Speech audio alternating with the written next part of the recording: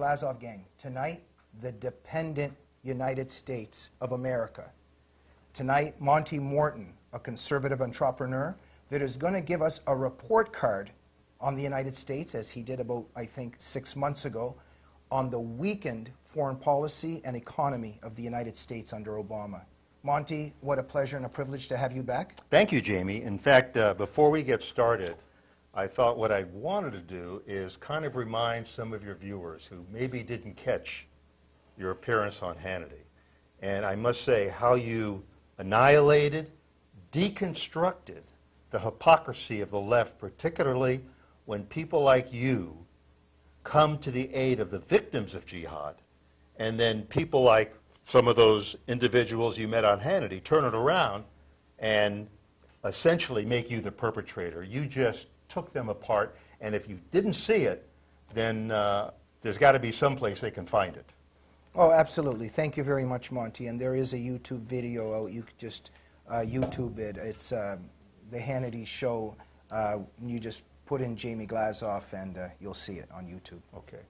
Let's get started. And what I wanted to do tonight is talk about the United States, and I've come up with the nomenclature, the dependent states of America, and how this president has systematically and incrementally weakened the United States via our economy and via our foreign policy and how that affects us. And the first place we can start is we can go back 50, 55 years to the early 1960s.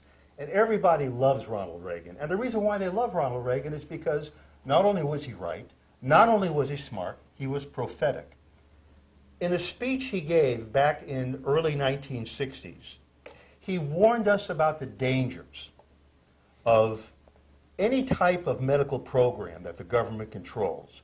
And of course, back in the early 1960s, he referred to it as socialized medicine. And he said to us, he said, when this country gets ready for socialized medicine, it's going to come wrapped as a humanitarian project. And wrapped as a humanitarian project, people would be very, very reluctant to oppose it.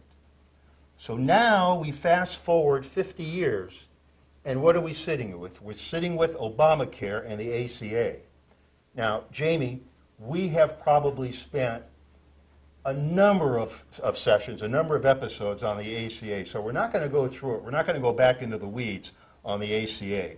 But there's three things that I do want to talk about with respect to the ACA as it relates to making people more dependent on the federal government. First of all, when we look at the premium structure of the ACA, premiums today are anywhere from 15% in some states to over 200% higher than they were before the ACA. The other thing we have is we have significantly lower benefits. We have higher deductibles. Before the ACA, deductibles usually were $500 or $1,000. But the most popular plan, the bronze plan, you've got a $6,500 deductible, and instead of having an 80% copay or a 70% copay, you have a 60% copay.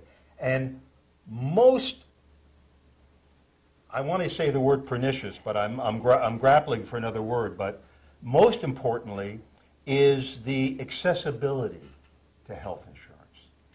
Right now in California, the access, there are 50% less physicians in network under Obamacare or the ACA, the Affordable Care Act, than there were before. So what do we have?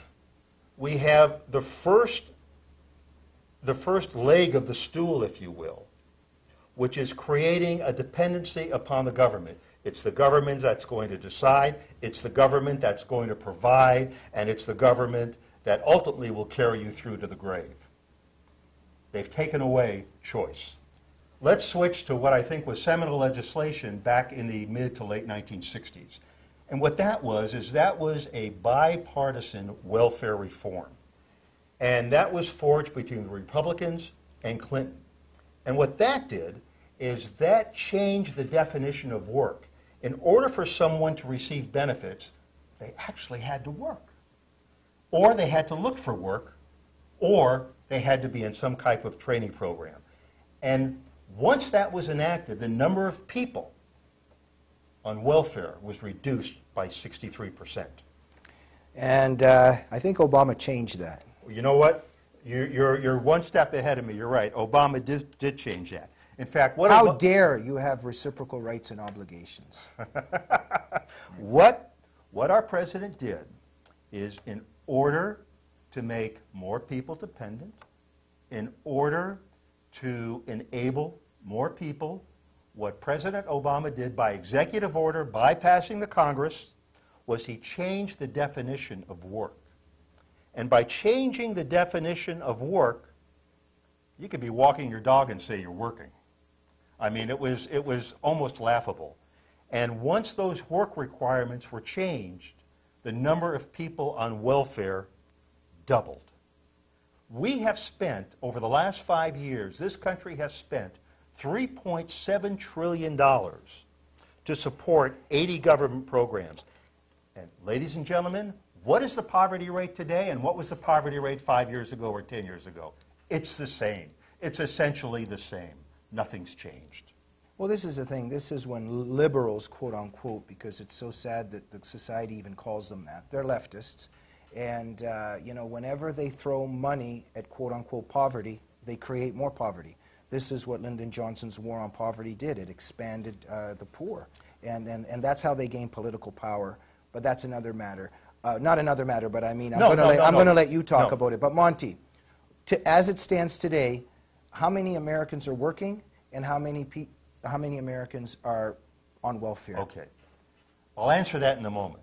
Okay. I want to go back to your point because your point was absolutely brilliant. Brilliant. Well, it was on target. That's exactly what the agenda is for the left or the far left or those people of that ilk. They want to make people more dependent, and then once they become dependent, they look to the government, and also what they're getting ostensibly are future voters. And that's what happens. Now, as far as how many people are dependent upon the government, I just briefly want to talk about the SNAP program. And the SNAP program is just a bunch of letters which refer to the food stamp program. At one time, we had 27 million people on the food stamp program. Now, we've got over 48 million people receiving food stamps. And what's really egregious about that is that the food stamp program, as welfare, was supposed to be temporary. Over 56% of the people on the food stamp program have been on that program for 5 years now. Apropos your question, we now have about 108 million people in the United States receiving some form of a means-tested government program. And we only have about 110 million taxpayers. What's going to happen? What's going to happen down the line as we continue to expand the dependency, as we continue to expand the welfare program? And what I truly think, Jamie, and this is what really concerns me and bothers me, this president is changing how this country views welfare. Welfare, when I grew up, used to be the exception.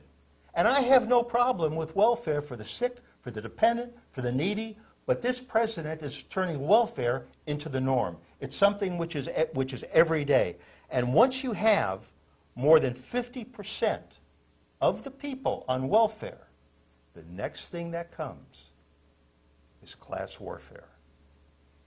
And I look into the camera and I say that because a lot of people are going to say, oh, wait a minute. You're overreacting. That's going way too far. Let me prove my point. And that's what Obama wants. Exactly. Does the term income inequality ring a bell? That's the nomenclature of the left. They want the middle class, they want the poor to feel disadvantaged. They want the middle class and the poor to feel that the system is rigged. And they want the poor and the middle class to feel that they're being taken advantage of. I've got to tell you, that term is false, it's bogus, it's not applicable. There has always been a disparity in income in this country. Capitalism produces winners and losers. Now, I will acknowledge the disparity has increased, but it's not the fault of capitalism. It's not the fault of the system. It's the fault of our debt. And it's the fault of going from $10 trillion of debt, where probably in a year or two we'll be at $18 trillion as a national debt. And the way we've paid for it is we've monetized the debt. And monetizing the debt is just a fancy word for printing presses. We're just printing more money. And as we print more money, the value of the cash you have in your pocket, the value of your bank accounts, the value of your stock portfolio, it goes down. Just a sec. Paint a picture very briefly for our viewers. Give us an example of how that works. The best example of this hidden tax, or hidden inflation, as I call it, is let's take oil. Oil is traded internationally in U.S. dollars. As the value of the dollar has declined, it takes more dollars to buy 1 barrel of oil. If we put it in real-world terms, when Obama took office, a gallon of gasoline was $1.88 a gallon. And I think today, mid-grade was like $4.12 a gallon. Everything we do, most everything we do, let me change that, most everything we do in our lives is related to oil. That box of cereal you get at the grocery store, it's being transported by a truck, oil. Your car, heating oil in the East. I did a rough calculation. The hidden tax or the hidden inflation just on oil alone over the last 6.5 years has been 12.2%. So when the government tells us inflation is only 1.5 or 2%, they're not telling you the truth, ladies and gentlemen. They're excluding certain things which are costing the poor and the middle class significantly more money, and that's where the disparity in income comes from. That's where the disparity in purchasing power comes from. Monty, are we ready to move on Yes. to foreign policy? Yes. So you very well have crystallized how Obama has weakened the United States economically. Now let's look to the abroad. When a country is weak economically, as I think we are very close to the precipice, when you have as many dependent people on the government as we have taxpayers, that decline is noticed by other countries. They see what's happening with us. Question, why did Putin take the Ukraine? Now that almost sounds like a straight line to a joke, but the punchline is because he could. Okay, we have a president who draws a red line for Syria, then he erases the red line.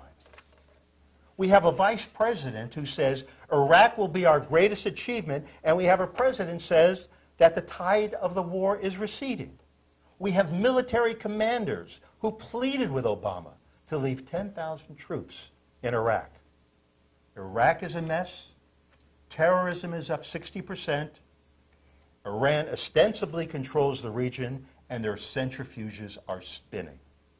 When a country is strong, economically and internationally, it's like an individual. When you're strong, you have options. Weakness produces no options. The only thing weakness produces is bad outcomes. And at the risk of being redundant, I want to repeat that. The only thing being weak produces is a bad outcome. And now, with respect to our foreign policy, there are no good options. There are only bad outcomes. Obama has put himself, he's put Israel, and he's put the U.S. in a position of a bad outcome. Where will all this lead? Very simple. All we have to do is take a look at this and transfer it to what's going on in Europe. Obama favors a progressive socialism type of model. You look at the debt of Portugal, Italy, Greece, and Spain, and now France. All of those countries have a debt which exceeds 100% of their gross domestic product, which is kind of the benchmark between a healthy and a very sick country. We have surpassed the 100% mark. You take a look at France, where the Islamic population is the highest out of any country in Europe. You take a look at France, where they've had to raise taxes 85%. What's happening in France? You have a slow metamorphosis of the demographics, and you have the rich, the people who could afford to pay the taxes, they're leaving. This is what I possibly see or portend for the United States of America, and I must tell you, it concerns me. Now, for those of you who think that I'm out to lunch, I refer you to what's called the verse of the sword. And instead of me trying to explain it, because you were the one who graciously introduced me to the verse of the sword in the Quran, maybe, I don't mind giving up the last few minutes so you can acquaint the audience as to that. Well, thank you, Monty. I mean, it's just one of the verses. And in general, the issue is that in the Quran, you have a lot of verses that preach hatred of the kafir, of the infidel, and the command of believers to wage war on unbelievers. And the verse of the sword, which is Surah 9:5, it's chapter 9, verse 5. It has a couple sentences in there, but basically the main one is slay the unbelievers wherever you find them. Kill them? Yes, absolutely. And this is one of the main teachings throughout the Quran, throughout Islamic theology, and it is why jihadists are constantly quoting the verses in their religion and in their religious texts. And until we're honest about this, there's no way that we can possibly defend ourselves. And I just want to stress once again, in terms of what the left tries to do with us, they try to say that people who talk about this somehow are haters of Muslims. It's so important for us to say that we're fighting on behalf of Muslim people, and we love Muslim people, and there are many Muslim people who do not follow the teachings in their religion. The key is the teachings of Islam and the Muslims who are following those teachings. It's a big difference there, because there's many Muslims who aren't interested in those teachings and do not follow them, and often are brave enough to fight against them. But go ahead, Morton. So wrapping it up, so when we look at the European model and we look at the changing landscape of demographics and we look at how the U.S. has been weakened both economically and domestically and with respect to our foreign policy, I go back to what I said originally. There are no good options, Jamie. There's only bad outcomes. America, wake up. And what a mess the Obama administration has put our country to, and no coincidence, no surprise, because they are leftists, and those of us in the know have been warning people for many, many years, if not decades, about what the left has in store for society and societies. Monty Morton, what a pleasure and an honor to have you. Thank you, Jamie. On the Glazov Gang, and thank you for educating our viewers, and thank you for being a brave speaker of the truth. Thank you. And thank you for joining the Glazov Gang. We'll see you next week. Good night.